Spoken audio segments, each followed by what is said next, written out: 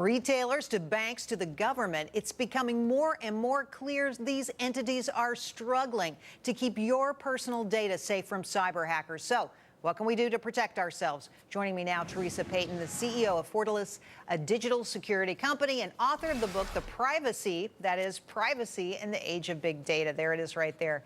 Theresa, thanks for coming on the show tonight. I understand that you say if you haven't been hacked, just wait, you will be. What do you mean by that?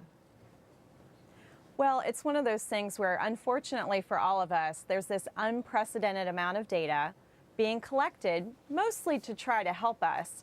And that data at some point is going to be hacked, which means your identity and pieces about spending habits, your personal information will be in the cyber criminal underground economy. It'll be sold and it'll be used. And so you've got to take steps to try and protect yourself for when it does eventually happen. That's so depressing. And I think, people out there don't realize that there's this whole underground economy out there, knives and daggers, people out there trying to get any piece of your data at any cost. And at the end of the day, we're the ones who will pay the price. What is the biggest threat right now to our privacy? I think one of the biggest threats to our privacy is that collection of data, and some of it are the things you don't even know about.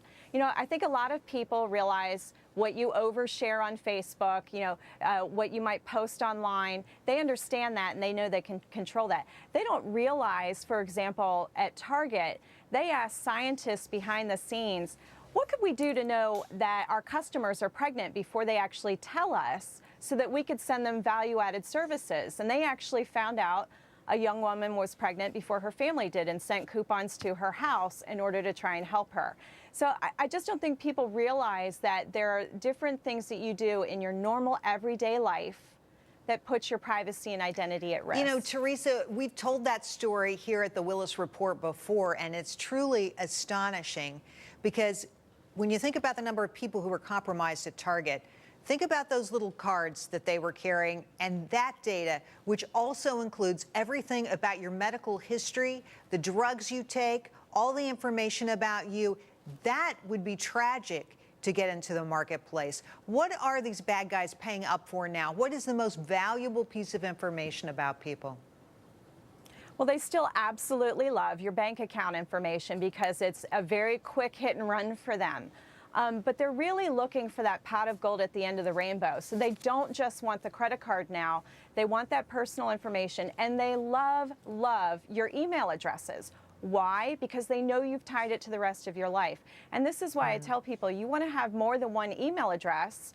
And that way, if there's a compromise, for example, on your bank account with that email address, that it might not be tied to the Target hack, or it might not be tied to some of the other breaches that we're experiencing.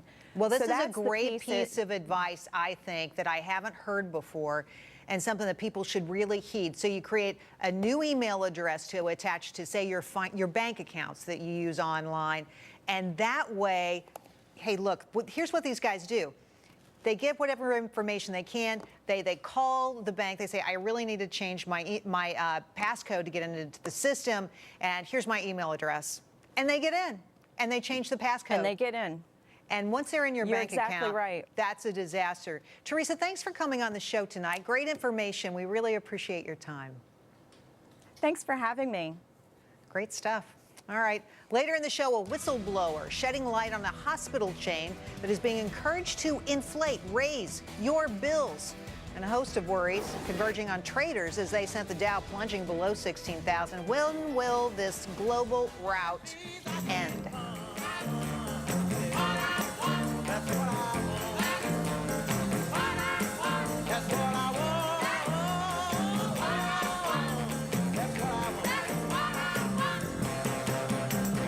The Fox IntelliTicker is brought to you by Sector Spider ETFs. Visit them on the web at sectorspdrs.com or call 866-SECTOR-ETF.